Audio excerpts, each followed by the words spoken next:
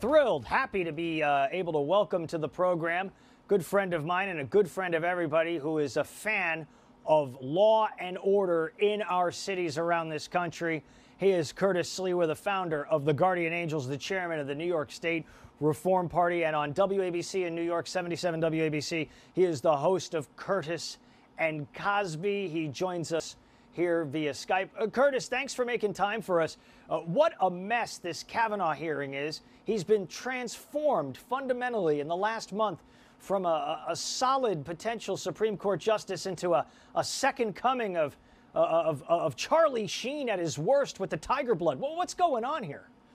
Well, remember, initially, he was the choir boy. He was ready for beatification. You know, the Pope was actually looking at his credentials. And I never bought that because I went to the same kind of a school. He went to Georgetown Prep. I went to Brooklyn Prep, a Jesuit high school. So I knew that it was like he was embellishing that goody two-shoes image.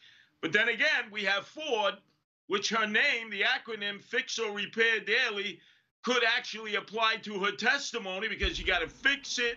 You got to fill the voids. It's not all there. So it's left a lot of Americans up in the air as to who's lying, who's not lying, who's telling the truth, who's not telling the truth. And then the president, who 48 hours before said, oh, yeah, Ford gave credible testimony, yesterday did his stand-up in Mississippi and tore her to shreds. So people out there are wondering, which way do we go? Which way do we go?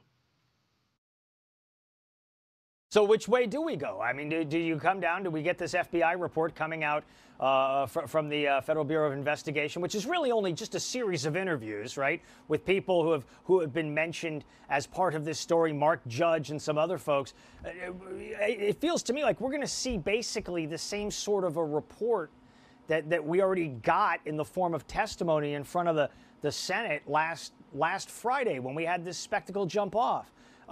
We know in the overnight hours, though, a letter came in from Ford's ex-boyfriend who had lived with her in Hawaii. He said she wasn't claustrophobic, said she wasn't afraid of flying, said she ran up charges on his credit card. And also, by the way, she was misleading when she said she never prepped anybody for a polygraph exam. He says she did. That letter went to Chuck Grassley. Chuck Grassley wants the records. He wants the records, Curtis. No, I know Chuck, but, you know, he's got to first finish at the Bluebird special this afternoon at 4 o'clock, you know, and maybe not take so many naps. I think what we need here, Brett, is we all need to take a deep breath, take a chill pill, let the FBI do its work. For a while, they were forever busting Italians and then forever busting Islamists. Let them go out there, get all the information. But if they're going to interview the former boyfriend, which is great, they need to interview Ford herself. Apparently, nobody has decided to interview Ford on behalf of the FBI. That's the main accuser. How could you not interview her? Well, because I think what they're saying is she testified for, 3-4 hours last Friday. That is her testimony. But you are right. I would expect follow-up here. I would expect a great deal of follow-up. One of your local senators, Cory Booker, he thinks he's a shooting star on this thing, and he's come out in the last 24 hours, Curtis, and he says, listen, no matter the outcome, he shouldn't be on the Supreme Court. Even if he's exonerated, he shouldn't be on the Supreme Court. Now it's temperament and alcoholism. I don't understand. I thought this was abuse and attempted rape and assault. Now suddenly it's temperament and alcohol? What? What are we doing? Of course, Brett. It's always a changing scenario with the mama drama queen himself, Cory Booker. Remember, last we saw him, I'm Spartacus, I'm Spartacus. And then we find out that Cory Booker, when he was 15 years old, wrote in his memoirs that he was molesting another young lady when the ball dropped, welcoming in New Year's Eve. Do we suddenly say, hey, Cory, you got to give up that New Jersey U.S. Senate seat that you're in for 6 years, and we know you're launching a run for the Democratic nomination in 2020 in Iowa, where there are more pigs than people? What a sanctimonious hypocrite. He admits he felt the girl up, and she resisted. He sits in the Senate, but oh no, Kavanaugh, 100 kegs on the wall. He can't sit in the United States Supreme Court. Totally hypocritical. 100 kegs on the wall. I'm going to steal that one, Curtis. I'm going to borrow that one out here on the West Coast. Let me ask you Let me ask you this. The president yesterday, on his way to Philadelphia to give a speech, said this is a dangerous time for young men in America. You have had interactions with all sorts of young men and women, and you've done great work with building the Guardian Angels worldwide, and I'm a big supporter of what you've done. And certainly, some of these folks that you've worked with, these men and women, they were coming from some at-risk backgrounds. You know, you helped keep them on the straight and narrow and do great things for cities and to keep people safe. But what about this new world we live in, governed by Me Too, where the standards are now set by Kamala Harris and Dianne Feinstein and Chuck Schumer, I guess?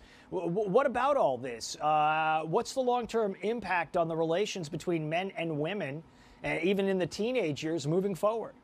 I know, but Brett, again, the president, he turned it all into his own little routine because he's been charged with being a perv by so many women. So now he extrapolates, young men, they're in a tremendously dangerous situation now. Mothers, you need to be aware of that. Excuse me, I don't know the last time I ended up going out hunting a female perv of a young male. Now, maybe some young male in school was hot for teacher and they had that urge to merge. But you don't see that out in the streets. You don't really see that out in parties. Women are still like Bambi in the middle of hunting season when guys have had too much to drink and then all of a sudden guys forcibly come on to them. So the president is just overdoing this. And then he claimed that, oh, when it comes to women, their lives are doing great. Really, Mr. President? Their lives are doing great. They're still being perved on. They're still being sexually assaulted. They're still being victimized. Well, this is why I say every adult in the sound of my voice that has a daughter, and I have a teenage daughter, you ought to be getting your daughters into self-defense classes, teach them Krav Maga, get them to learn martial arts, because when you have a creep decide he's going to try to grab you and touch you, you need to make it abundantly clear, physically clear to that individual that he shouldn't manhandle you. That much is true. Looking forward, I'm going to ask you to prognosticate here. Looking forward, not for your beloved New York Yankees, who I think are doomed, but let me ask you this to prognosticate. Looking forward on this hearing, Curtis Sliwa, where do you think this goes? Does Kavanaugh end up on the bench, or do we end up with a major punch-out coming? No. Half of America would be locked up with the Clydesdales who pulled the cart with the kegs from Budweiser. But I will say this, with all of these bad gray clouds hanging over our head, I hope, Brett, that American opts for the old school Curtis Sliwa remedy to these sexual deviants and pervs. If you misuse it, you should lose it. Castration should be their cure. Keep your rocket in your pocket, guys. That's, listen, it's good advice. Keep your hands to yourself. Do not force yourself on other people. And we will certainly monitor that situation. I appreciate you coming by, man. I always love talking to you, Curtis, and I admire the great work you've done for the Guardian Angels and for the people in New York and a lot of other cities.